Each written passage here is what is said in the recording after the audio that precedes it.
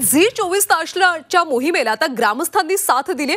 तारा राणींच्या समाधीचा मुद्दा लावून धरल्यानं ग्रामस्थांनी झी 24 तासचे आभार मानले।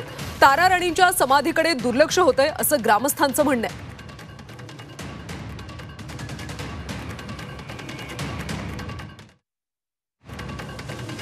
20 वर्ष संघर्ष चालू आहे। या समाधीचा जीर्णोद्धार करा पण कोणाचंही लक्ष झालं नाही।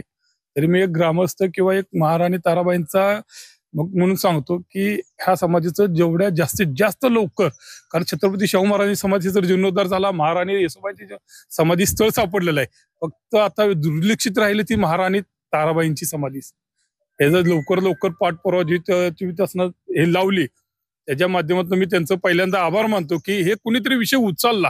हे दुर्लक्षितच झाले, कोणी येत आहे दर्शन घेत नाही, काय नाही आणि तिथं दिसत नाही। तर माझं मत आहे की सरकारनं लवकर पाऊल उचलून या जीर्णोद्धार करावा अशी माझी अपेक्षा आहे। दरम्यान झी 24 तासनं तारा राणींची समाधी उपेक्षित असल्याची बातमी लावून धरली आणि त्यानंतर महसूल मंत्री चंद्रशेखर बावनकुळे यांनी तारा राणींच्या समाधीबाबत लवकरच सरकार पाऊल उचलणार असल्याचं म्हटलं। महाराणी तारा राणी यांची समाधी जी आहे ती दुर्लक्षित आहे। सातारा येथे संगबावली इथे त्याची समाधी आहे, तिथे दुर्लक्ष आहे। म्हणजे अनेक आता पावलं उचलण्यात येते वेगवेगळ्या समाधी स्थळावर। त्या बाबतीत सरकारकडे विचार झाला पाहिजे आणि तो नक्की करू।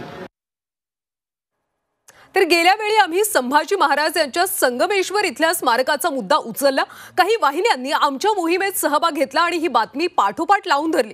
त्या वाहिन्यांनी आजही हा महत्त्वाचा मुद्दा उचलून आमच्या मोहिमेत सहभागी व्हावं असं आवाहन आम्ही करतोय।